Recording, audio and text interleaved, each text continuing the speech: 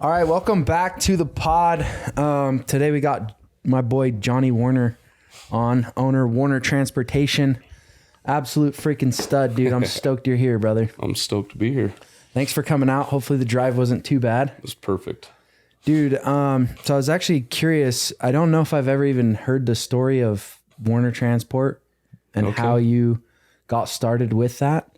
Was it, am I correct in saying, was it your brother's company? Yeah, so Warner Transport was my brother's company.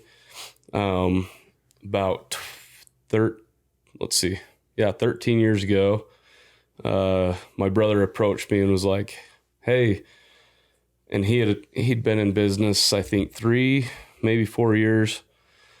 And he's like, "Hey, go buy a truck." I'm like, "Oh, okay." I'd been driving for him on and off, and so he's like, "Go buy a truck. I've got some customers that need more trucks, and I don't really want to buy any more at this time." And so he's like, "Go buy a truck and then start your own business." So I started JPW Transport, ran it for 11 years, I guess. And I mean, it's still there. Oh, nice. JPW Transport's still there, but I moved everything last June to Warner Transport. So my brother passed away 2 years ago almost. And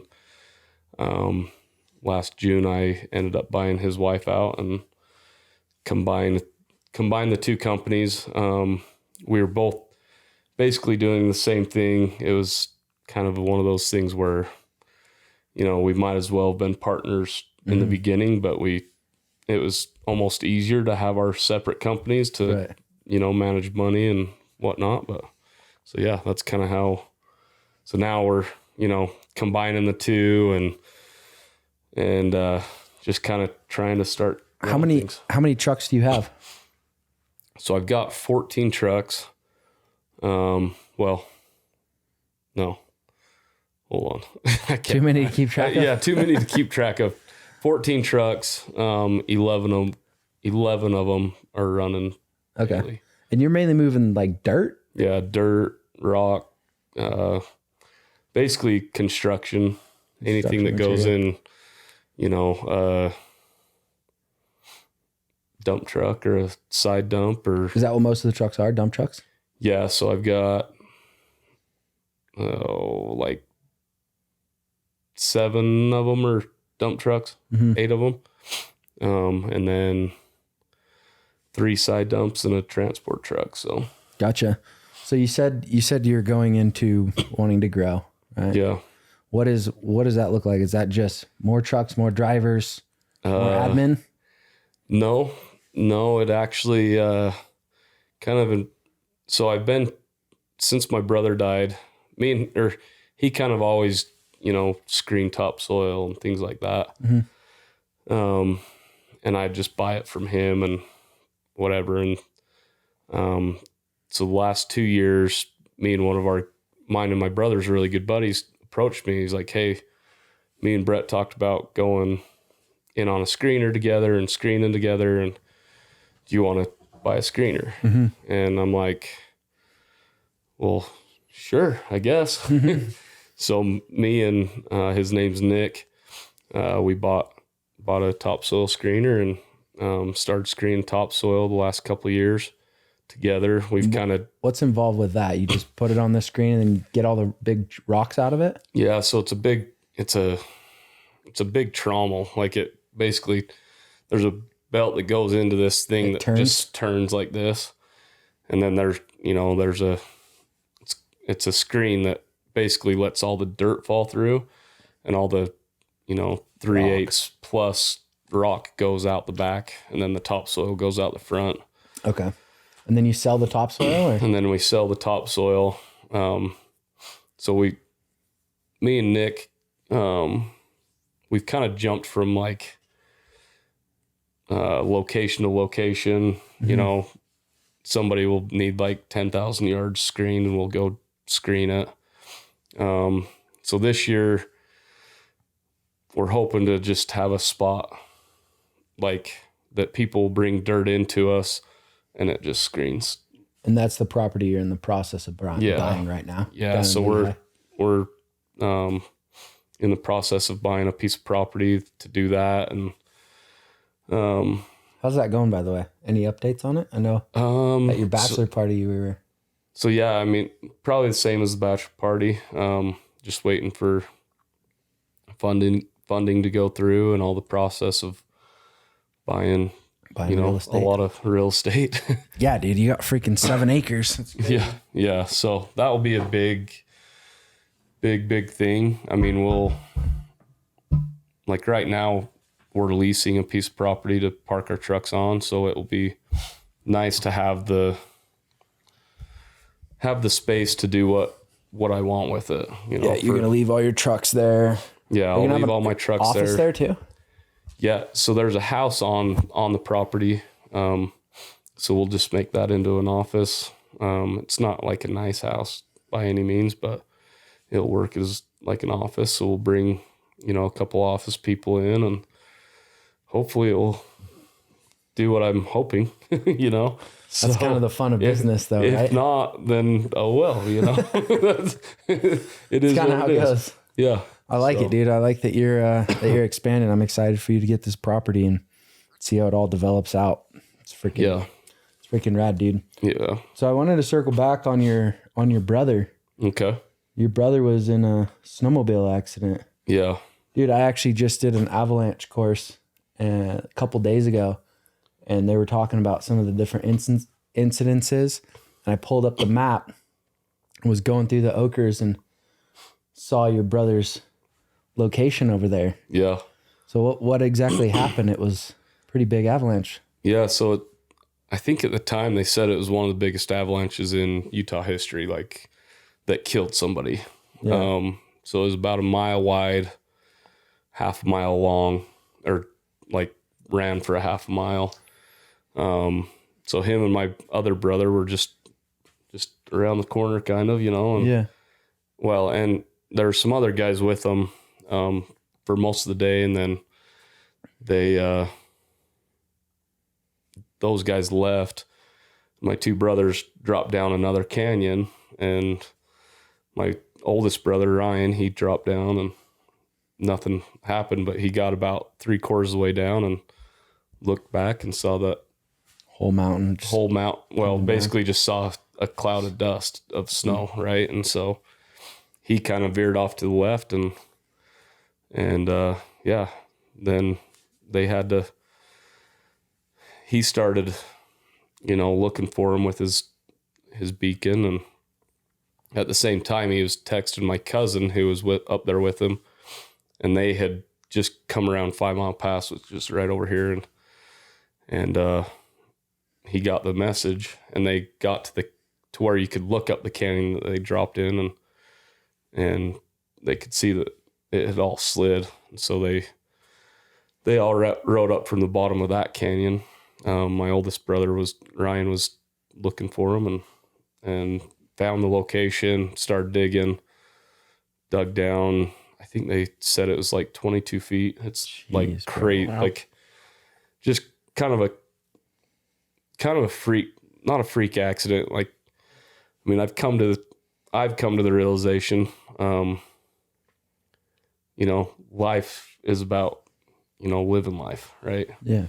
And that's exactly what he's doing. He just wanted to live his life. And like, if you knew my brother, he rode motorcycles. He, mm-hmm. spent his money where, I mean, he had a good time. He had a damn good time living, mm-hmm. And so, that day, like the avalanche forecast, they're like, we haven't seen these conditions anywhere in the state that day. And what do you mean by that? Like it was good? It was bad? No, it was bad. Like the avalanche danger was high. Avalanche danger was a little higher than like anywhere else in the state. And so, they dropped down this canyon and those two, they're a little crazier than I am. I'll follow them because mm-hmm. I trust them. Right. But some days I'm like, why in the hell are we going? Am I following these guys? Like, you know, and so, Yeah. but, that it was just kind of a crazy day. I had, you know, my mom called me. I had just gotten my kids back from their mom and picked them up from school. I was making them dinner and got the call from my mom, and instantly luckily I lived down the street from my ex-wife and was like, hey, I need you to take the kids like right now. Mm-hmm. And I went and jumped in the truck, headed out there. I was probably, I don't know, half an hour, 45 minutes from when I got the call to when I got out there. And I instantly jumped on the snowmobile and started heading up. And I had a couple buddies coming. And so I was like, well, I got like halfway up. I'm like, okay, I'm going to wait here for them. Mm-hmm. And then I'll head up. And I was just sitting there kind of like by myself, you know, and it's dark. It had just gotten dark or something, and it started just bawling again. You know, like when I was on the phone with my mom, I was a mess. Broke like down, yeah. My kids knew that I was like, when I ran downstairs to hurry and dish them up some food before I took them to their mom's, they could tell something was wrong. Yeah. And I didn't want to tell them. Like, I didn't even know at the time. Like, I'm like, oh, I don't know if he's dead or alive. They hadn't got him out yet. No. So while I was sitting there, I was on the phone with my dad. He was at like the command center, and he like we kept going back and forth. And shockingly, I had service where I was, but he finally was like, "Hey, they found it. They found him," and so I went back down to the truck, which is, I mean, we were riding snowmobiles on freaking boulders, rocks, you know, like shouldn't have been riding our snowmobiles on that crap, but Just wanted to get there. We just wanted to get there. And so I went back down to the truck and got confirmation he was gone. And, you know, the crazy thing is it's a miracle they found him that day, right? Like, I mean, if you look, you could probably look at a lot of avalanche reports. They stopped digging at about 9 feet. Yeah. So and I mean, it was basically Ryan saying, no, I'm not leaving till we get him out. And so it was, you know, a big blessing that they actually found him that day, and we were able to get a little bit of closure, you know, because I mean, most places they would have waited till spring and said, well, we'll find him in the spring, you know. Wow. So yeah, it was a rough day, you know. Yeah, and man, I can imagine. You know, the reason why I felt inclined to buy his company was like me and him worked together. Like if he was out of town, I was answering his phone. Like he would forward his phone number to my phone, you know, and vice versa. And like that night I was on the phone with his drivers like, hey, like, did Brett say anything about where you're going tomorrow? What were you doing today? Like, so I started calling up right after. Like, I mean, I didn't even know he was dead before I was like on the phone, you know? Wow. So I knew his the business really well. I was helping his wife for over a year, like just doing all the dispatching and making sure all the trucks were running every day and doing all the invoicing and everything. So it was a lot of work going from, I think at the time I had like 4 or 5 trucks to 10 trucks overnight, you know? So it was kind of stressful. Yeah, I can imagine, dude. And I really can't even imagine what it would be like to lose a brother, but it's interesting hearing you talk about how you were kind of able to pick up the business side of things. Cause I think about that all the time with my brother. I'm like always trying to get him involved and like get him doing stuff on my company and have him understand things and like push him, even though he's only 22. I'm like, you need to understand this stuff because I do some dangerous shit sometimes. And I don't want, I want things to be able to flow. So like, Well, and you also probably don't want him like left high and dry too. Yeah, exactly. Right? I don't want any of my team. Like that's why I like really pushed to take over, was because like I knew there's 8 drivers. Like there's 8 drivers at the time. Like I didn't want them being like jobless. Yeah. You know, I'd grown to know every single one of them, just like my own drivers, you know? And so like, you don't want them to just all of a sudden not have a job. Yeah. Like it's like getting laid off, you know, like unexpectedly, yeah. You know? So like, I mean, as business owners, you take care of those people like they're your siblings. They're your own, yeah. Yeah. Absolutely. So. Well, dude, do you think that has helped you? How have you changed how you view some of the stuff you do? Because you snowmobile, you ride motorcycles, you know, have you kind of reevaluated, or are you kind of like, Brett would really want me to live my life and... You know, like, I'll give you an example, like this land purchase, like... That's a send. It's a send, yeah. Right? Like, and that's what, like, I mean, if you saw his boat down on Lake Powell, you'd be like, what? Who the hell buys a boat like that? Like, who the hell buys I think it's a 65-foot yacht, you know, bro, on Lake Powell? Yeah, there's not too many of those. No, there's like, I mean, there's one other boat down there just like it, but like, there's not very many cruisers. Yeah. That big down there. No, they're all houseboats. Yeah. And so like he lived his life like always sending it. Like I remember, you know, when we were young, we worked together installing sod for a long time, and we'd work. I mean, this is when I was like 12 to 16, right? Like I was young. So we'd work from like 5 a.m. till noon. And then the second we got home, we were either hitting the lake or a track. We were riding motorcycles, like without fail, almost every day. Like just going. Yeah, just always like doing adventures, right? Like, yep. So he's always like, in the 39 years he was alive, he always like, he lived a life that an 80-year-old lived, right?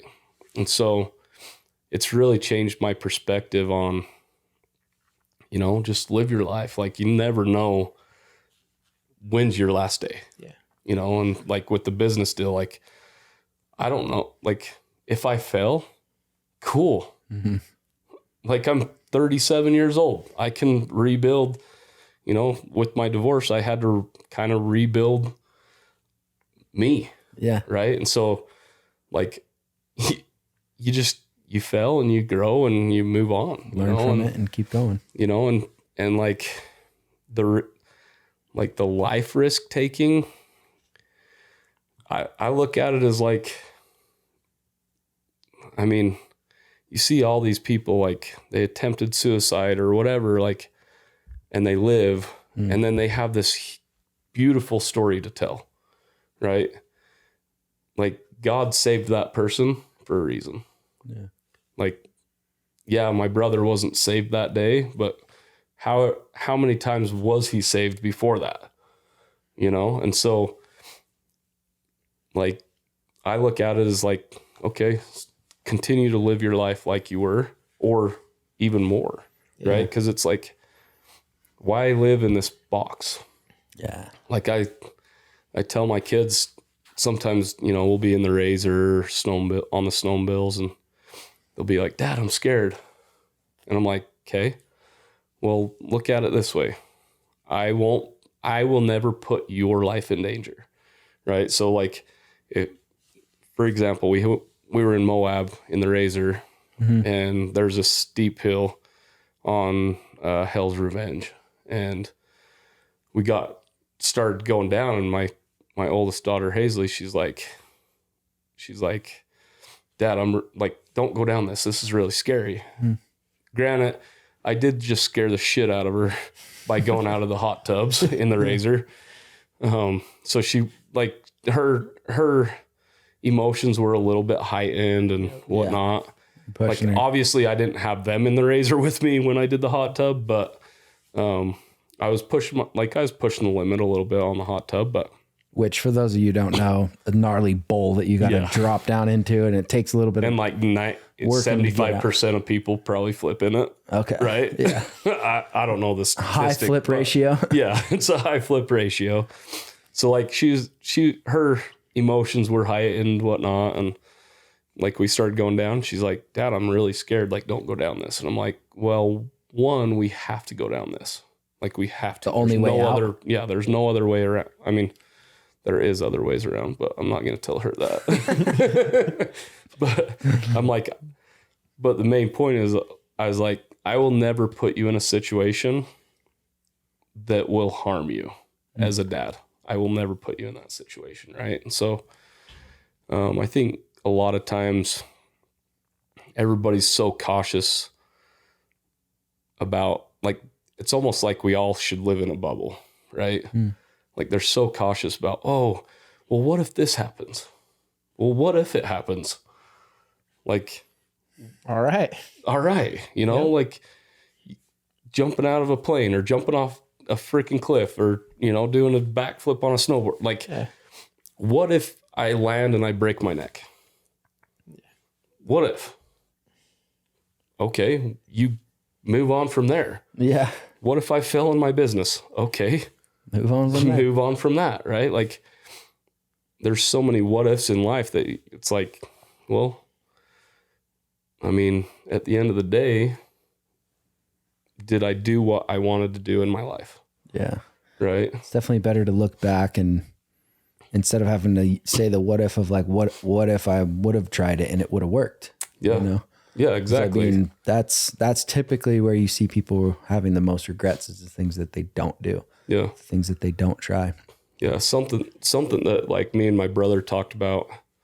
I mean, so I went through my divorce. I was going through it like the judge signed the papers like a week after my brother died. Right. And so I was always at my brother's house, which I look at it and was like, well, I went through my divorce so that one, I could be with my brother a lot, right? Like I was literally there 3 or 4 times a week, just hanging out with him and his kids.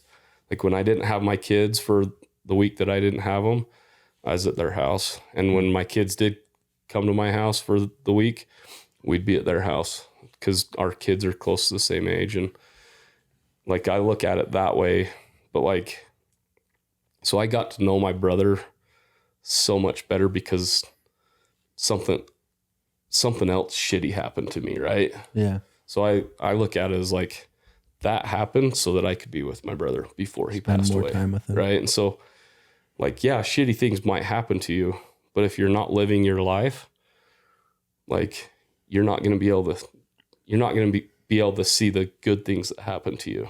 Right. Like that. And like I've been able to look at the last probably 4 years, like I completely slowed down on work and, you know, focused more on my kids and my family. And like I've been able to spend more time with my kids because of my divorce. And I also am more present with my kids because my brother passed away. Right. And so I look at a lot of these things that have happened to me and I'm like, or happened for me. Right. Look at the positive end. Yeah. Like look at the blessing in it.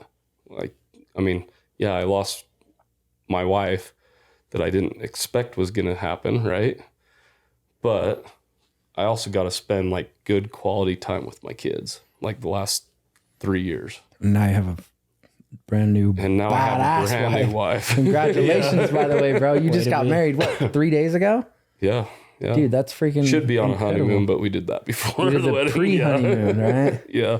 That's kind of the smart way to do it. Somebody just told me that it's like 50% of people get sick the first week after their wedding because there's just like so many people and like drinking and, you know, I know you guys had pretty low key family, right? Yeah. I liked seeing the video of everybody jumping off the rock into the pool. That was so fun.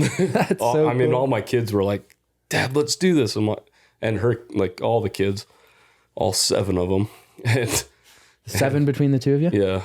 That's a lot. And they were all stoked to do it. Like they were just like, yeah, let's do it. I mean, luckily, awesome, man. We didn't go, like it's our second marriage. We're not going to go full out, right? Like Blow a ton of money. yeah. Like, I mean, it'd be dumb. Like, so it was just our siblings. Like if we would have just invited like aunts, uncles, and cousins, it would have been like 500 people. Like it Jeez, would have been stupid. Yeah, because everybody's +1. And Yeah. And so, I mean, not stupid. It would have been cool to have them all there. it just would have been a big group. It would have been like we already had 70 just with brothers, sisters, Oh, I didn't. spouses, nieces, and nephews. Wow. Okay, I didn't So even it was realize a that lot there were bigger than 70 that. people Yeah. there. Yeah, wow. So it's like, it was perfect.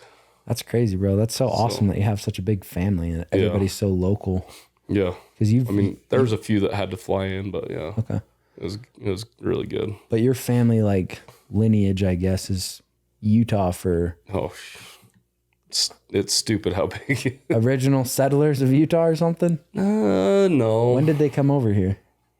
I mean, Do you know? there's people that like came across the plains, Yeah. Like there's stories from, I can't remember which family, but like them have to leave like kids behind and stuff like that. I mean, they died on their way over. Sick. You're getting But sick. there's also some that like had some that died on the ships from England, and so it's like, Jeez, dude. there's a lot of family in Utah. That's awesome. So man. that like Pleasant Grove, American Fork, Cedar Fort area, geez, it's like every 2 seconds you're running into a cousin or uncle or aunt, so That's so cool, bro. so it is fun. Like it's really cool. Like growing up, it's kind of why I moved back to Pleasant Grove, because like all my siblings are there. So like all my kids can like hang out with all their cousins, and they're all within like a mile of us. So Yeah. it's pretty sweet. That's awesome. How many kids did you have with your first wife? 4. 4, so you have 4 kids. Yeah. Okay. What's the age range on that? 12 to 5. Well, she turns 13 this Friday, but What's something that you would say to somebody that you've learned after being a dad that you wish you would have known ahead of time, or just a pro tip, right? I want to have kids one day. yeah. So do I. I want to I was pick your kind brain a of little expecting bit. this. I was kind of expecting this this question, but Really? I was like, they're gonna ask me something about being a dad. Being a dad, yeah. Well, dude, we go through your Instagram to kind of like prep a little bit for this, and he's saying, dude, Yeah, it's like, he the best thing about it being is, a dad. and I'd say I have that idolization of you in a sense, right? You are a great father, and I think we see it, and you care a lot, and that's it. I scrolled through probably 3 years of Instagram, and Yeah. it's all, you're just so excited to be a dad for these kids, and Yeah, it's really honestly admirable and impressive that you just care so much about your family and about that. yeah, I appreciate that. Like I feel like it's kind of a generational thing, to be honest. Like both my grandpas were awesome dads, right? My dad's an awesome dad. Something like advice that I'd give. Ooh, What do you think makes an awesome dad? Why is your dad awesome? Or why are your grandpas? they all loved hard, like really hard, right? Like, I mean, they were tough. That generation was tougher on you, but it also made me the man I am today, right? And so there's nothing I could say that would be them being the dad that they were, right? Like my grandpas both were very hard workers, innovators. Like they were just awesome. My dad worked his tail off. When growing up, he had like 3 jobs, right? Like to provide for 6 kids. But That's a really good example to see, like hard work. yeah. And he started kind of he started the sod installation for us. Well, for him to make extra money, but he also taught us through that to be hard workers. Right. And so, he was really good at teaching us how to work hard and be dependable and be respectful and all these things. Honestly, like I want that instilled in my kids. Like, I mean, Ashley's, oldest son's already working for me and like That's sick. working way harder than he would have being an 18-year-old. Right. Oh yeah. So obviously I want to pass that trait on to them. But something that I've been learning with, especially being a single dad, like I have my kids a week on, week off. So I have my kids for a full week. So the last 3 years, I basically had my kids for a full week by myself. So I, took them to school, took them to dance, took them to wrestling, whatever. But probably the biggest thing is like, we focus so much on working and like making ends meet, which is important, right? But like, if we could step back a little bit and say, I just want to be with my kids for the weekend or be present, like actually present with them, which, we talk about being present and it's like, oh yeah, I do all these fun things with my kids. No, like I want to be riding a motorcycle right next to my kid, or, hey dad, let's go rip the motorcycle down the street. Okay, let's go. Go rip the scooters, whatever. Obviously I'm not perfect at that. Like there's times that I'm like stressed out because of work and whatever. But like just be there for your kids. Like when they say, hey dad, let's go do this, freaking jump on and go, cause I always look at it like you only get a small window with your kids. Yeah. Like luckily, my family's very good about getting together a lot. Like, a lot of people are always like, oh, you guys do so much together. And I'm like, yeah. And I freaking love it. Like, I love that we still go to Lake Powell with, 44 people every year. Sounds like tough logistics there. Yeah. And luckily, like my parents are awesome and they, plan it and whatever. But like, like literally like 44 people figure out how to make a week a year for Lake Powell work. Right. And we do it, multiple times a year. So like really instilling that family value. Like, like the other morning, one of my kids was like, you idiot, to their sibling. And I'm like, don't call them names. Like, don't, because guess what? That person's going to have your back in like 5 years in high school when you're getting the shit kicked out of you, So I'm really like trying to be as present as possible. Another big thing is being emotionally available for them. Right. So like I've got a 7-year-old and the kid feels so much emotion. Like, it's from this to this, to this, to this. And I've really had to like sit with it and try and figure out, how to handle it. Sometimes it's like he goes and punches his brother just because he's feeling emotion. Like he wants to escape that emotion. Right. And so me being able to see that and say, hey, buddy, you're feeling a lot of emotion right now. I don't know what it is.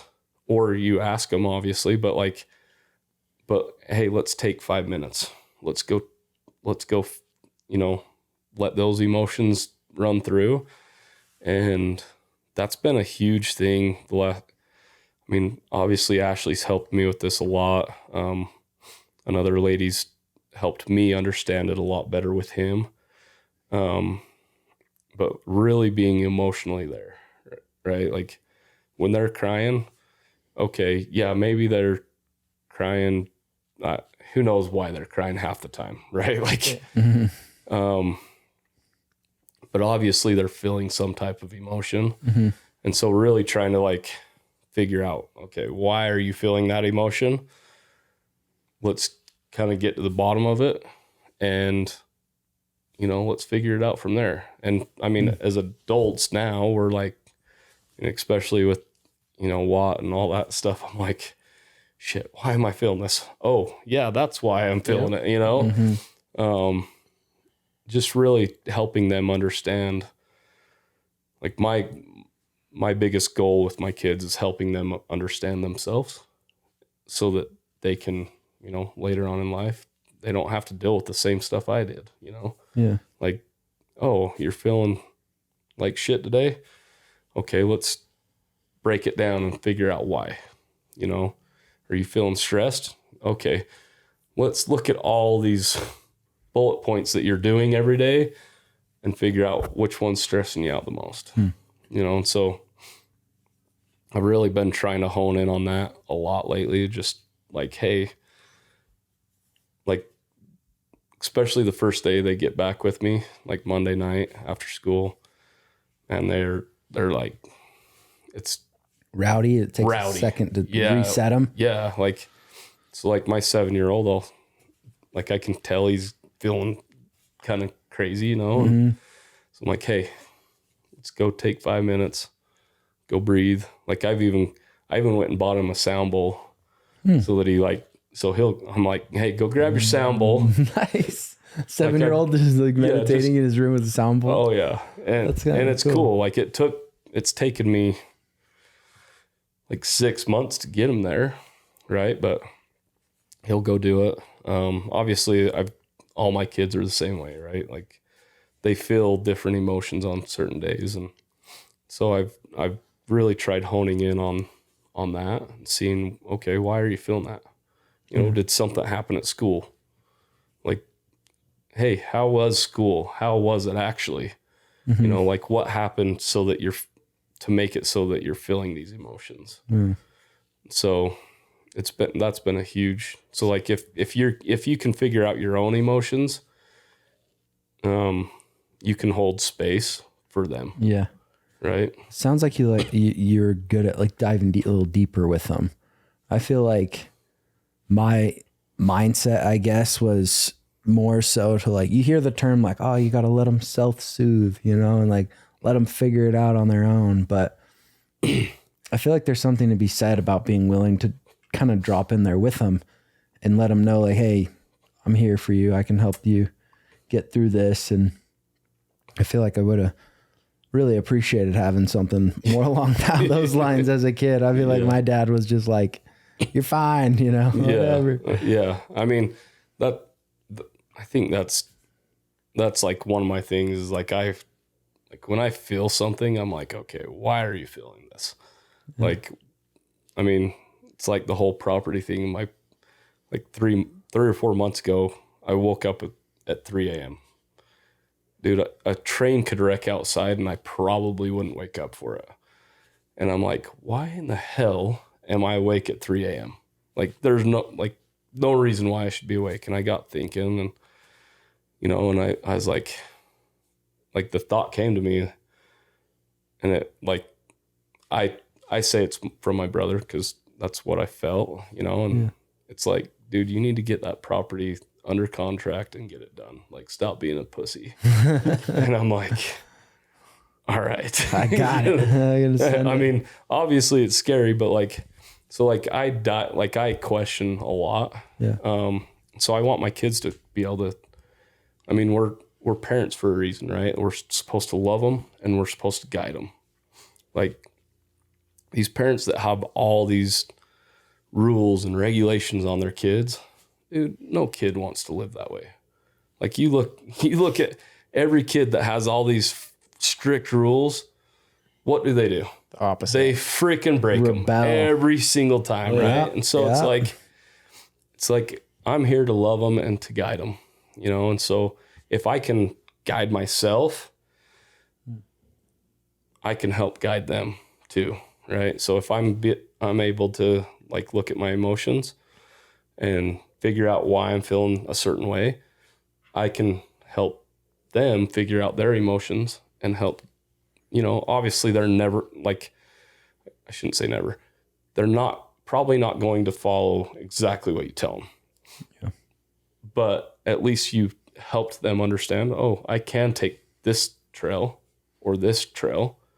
And, you know, if they take the wrong trail, guess what? They're going to learn from it anyways. So I guess that's probably my biggest advice. Like, figure out your emotions. You know, like, there's times that I still yell and scream at my kids. But why is that? Probably because I'm feeling a lot of emotion that day. I'm stressed to the max or whatever. And that's usually when I'm screaming at my kids, is when I'm feeling emotion. So if I can't manage my own emotions, how are they going to manage theirs? You know? It's a really valid, good point. No, that's a great point. I know, like, growing up in my house, it was like, Dad had a hard day at work.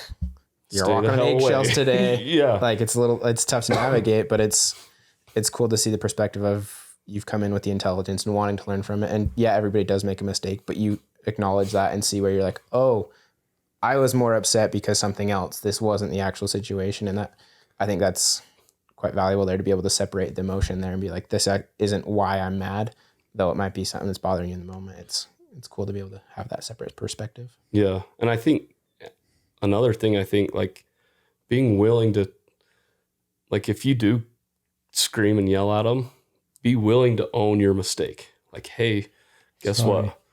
I was stressed as hell because of this. Like, and I took it out on you. I'm sorry. I projected all that onto you.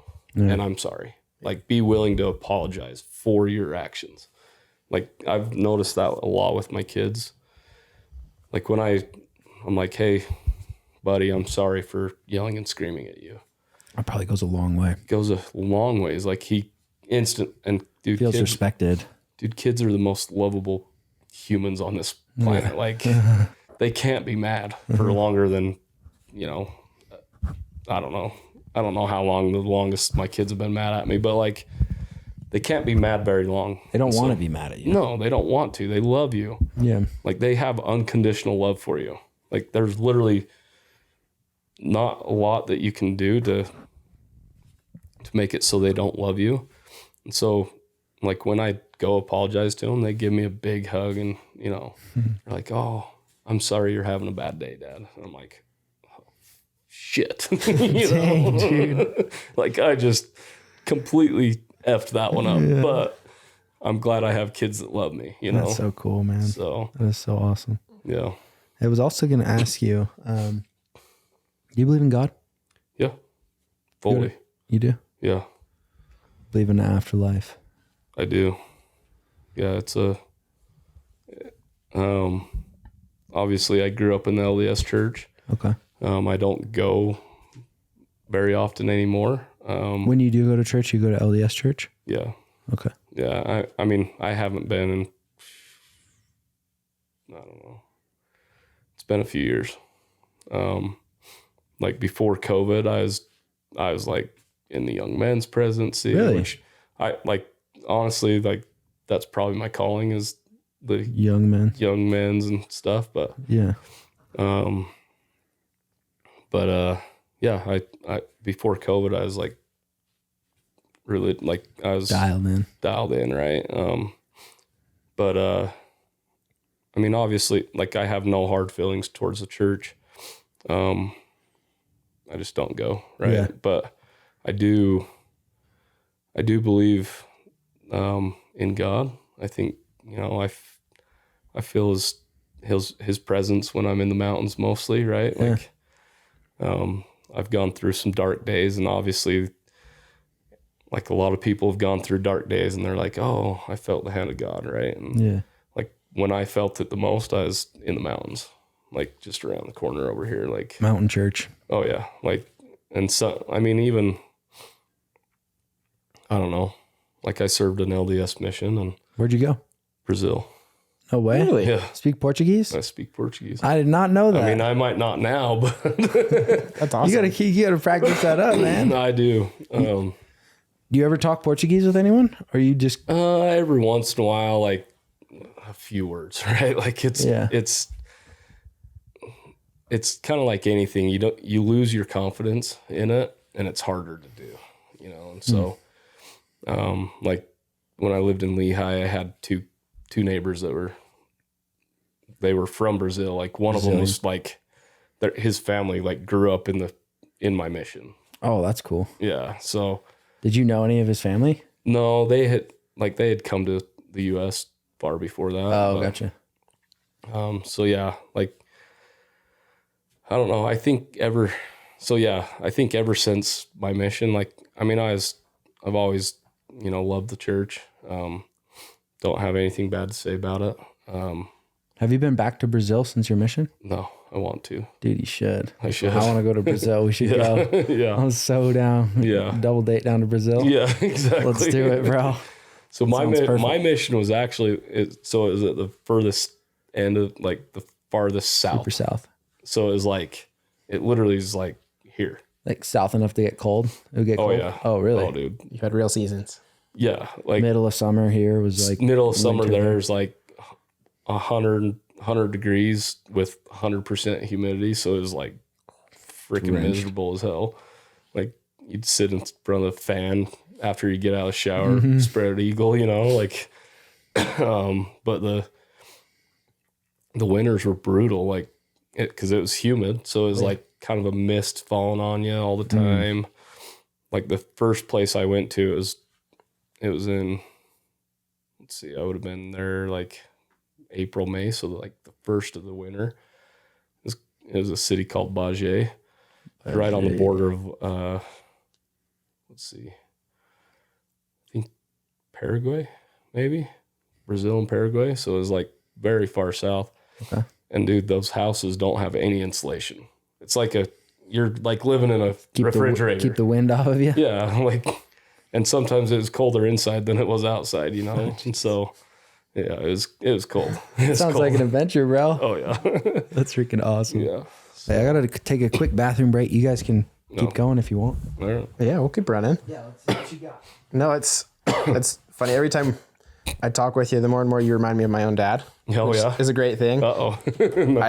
You remind me of the best parts of my dad is what I'll say. Yeah. And like you say, you served your mission in Brazil. That's where my dad went. Oh really? Portuguese speaking. What mission did he serve? I can't remember. I'd love to tell you, but I have no clue. But it's just like all the good things I see in my dad, I see in you. And I had an opportunity to kind of sit down with my dad a little bit. And that's like one of the compliments I gave him. And I don't know if he understands it quite as the compliment that I gave it to him, but he's like, he is the best dad that I know. Mm-hmm. But outside of him, you're the best dad that I know. I honestly believe that. I appreciate that. I was sitting down with him and I'm like, it's like the more and more you remind me of each other. And then you work in trucking kind of, and my dad sells commercial trucking insurance. Like it's very similar lifestyles. And like you care a lot about family. And that's what I love about my dad is he cares more about family and the experiences we have together than he does about how he does. And I mean, he's successful, but like family matters more and we see it. And so it's really cool. Yeah. Appreciate that. I've actually noticed that. I've met your dad a couple times. Okay. And he's always got a kid with him. Always. Yeah, always. You know, and like that's how my parents are. Like mostly anywhere they go, they have somebody with them, right? Like one of the kids. And it's amazing to like I've also had really good conversations with my dad. Yeah. And you know, I mean deep conversations with my dad, like crazy deep, and it's kind of fun to like look at it, like, and he knows he wasn't perfect, right? Oh yeah. But I'm like, that's all you knew, Dad. Like that's all you knew as a dad, and I hope one day my kids can say the same thing, like, hey, Dad, that's all you knew, and that's okay. Yeah. You know, Just give you that grace. yeah. Like I mean, you hear, like especially nowadays. I mean, obviously there's like different cases, right? Like, but like, I always tell my dad, I'm like, that's literally all you knew, Dad. Like, that's how you were raised. That's how Grandpa was raised. That's how his dad was raised. Like, and it goes on, like for generations, right? Yeah, everyone's just trying to make a slight improvement in what they're passing down. And they all are, right? Like I'm sure if you went back 10 generations, you'd be like, insane. Holy shit, they're the exact same person as me. Yeah. Yeah. But I'm up here, like I've taken these steps, right? Yep. Mm-hmm. and my dad took these steps and his dad took those steps. Right. And so like, I mean, fatherhood is a huge, I've been able to kind of reflect on like my dad and my grandpas and, you know, and it's crazy. Like, and my grandmas, right? Like who knows what they all went through, you know? Like I look at my dad's life and I'm like, oh, no wonder why you do a certain thing, you know? Like, you hear about even it. just without having like something like AC. Imagine how much more aggravated you'd be in the summer if you're just like dying of heat the whole time. I mean, I dealt with that in Brazil, so I know, bro. Like anytime we'd go into somebody's house with AC, I'm like, oh my god, so nice, right? Then just like everything that we have that makes us comfortable. Yeah. And then not having that. And dude, we're so spoiled nowadays. Deal with life. Yeah. Yeah. We really are. It's crazy. So, but yeah, it is cool to like hear you say that. Like, cause I mean, I remember in Lake Powell. Oh yeah. Like, and you, like, I started tearing up when you're like, oh, Jonny, you know, I can't remember what you said. I just remember what I felt. Right. Yeah. Like, and I literally was like tearing up because I was like, okay, I hope I can be that impression for everybody that I meet. It was impressive. And you were talking about kind of helping your kids through the emotions and stuff. And that was a very emotional experience for me. I even get a little bit like teary eyed right now. I'm feeling it, but you were able to just hold space for me and like have a presence that only a father can do. Yeah. And like it reminds me of my favorite memories with my dad is when he was able to hold space for me when I was in that space. And so you were just that surrogate in a sense to hold that space, and it felt the same. And it was allowed me to kind of just feel comfortable and relax and felt safe. That's the best way to say it. Yeah. I appreciate it. Bro, you're a freaking G. I love that. I'm so grateful for you and our friendship and how everything's come together. I agree. I'm grateful for you guys. Like I don't do these things very often. I actually, on the way out here, I'm like, you know what? I'm going to do 10 of these this year. Cause Let's go. Let's do it. I mean, I've already done one with Case Bolt and Mike Rogers, but for the Watt one. Yeah. Okay, cool. And so I'm like, you know what? Keep it going. I've got a pretty damn good story. Like you do, bro. Between business and personal life, like there's a lot that I can offer. Yeah, you totally, man. Which I mean, most people wouldn't know that. Like walking by me, I'm always in a freaking hoodie and a hat. Like, love that you rep the brand. Ashley's stepdad was like, dude, you don't have a hat on at our wedding. Oh. I'm like, or a Warner Transport shirt on or something, you know? And so I always obviously I always rep my own brand. Like even at Watt functions, I'm like, I'm not wearing Watt. Like I got my own brand to represent, That's usually how I am. Yeah. So yeah, it's kind of a interesting, like I got thinking about it the last couple of days and I'm like, man, you actually do have a pretty good, like most people wouldn't see it if they saw you walking down the street, you know, like, and that's actually kind of how my grandpa was. One of my buddies was like, he told me a story about running into my grandpa. Him and another buddy they pulled into the gas station. My grandpa like gets out and if you knew my grandpa, he's like this old farmer and always drove like a piece of shit. Like, like he had a Dodge Durango as a farm truck basically. Yeah. So all of his parts and everything was in the back of it.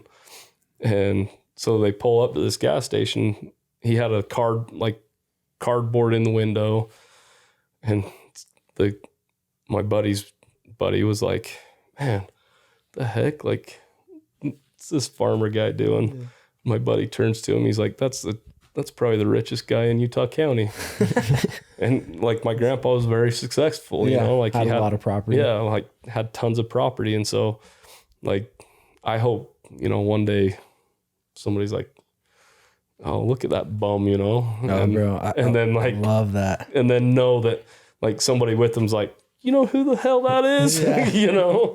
Like not only like is he very successful business wise, but he's very like, he's a freaking awesome human being, you know? Yeah. So I love that. I love being unassuming and just being the guy with the mullet and just looking. And pull up in a freaking Corvette. Yeah, it's like my favorite thing in the world. Yeah, or in your new green Lambo. You got to come check that thing out, I need to bro. come check that out. Yeah, we should have that back on the road. So we got backup car in case your boy.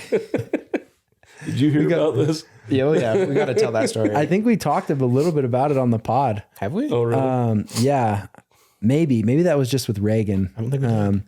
Anyways, I got pedal extensions so that Johnny's 7-year-old could drive my C8 Corvette.